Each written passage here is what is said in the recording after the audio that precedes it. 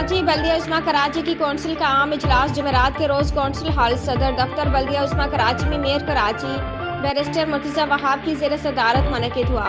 Deputy mayor Karachi Salman Abdullah मुराद ने भी इजलास में शिरकत की। इजलास के दौरान गुज़श्ता दिनों गुलिस्तान जौहर में पेश आने वाले वाक़े के दौरान फायरिंग के नतीजे में जाम बख्श होने वाले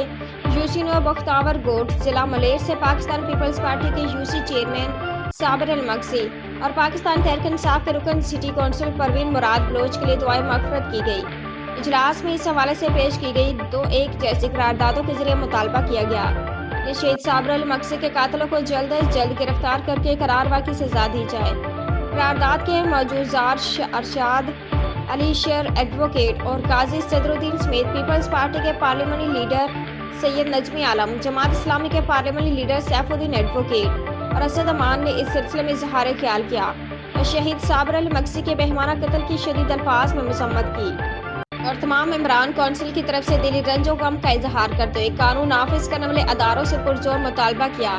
कि शहीद साबिर अल मक्सी के कातिलों को जल्द अज जल्द गिरफ्तार करके कैफरे किरदार तक पहुँचाया जाए।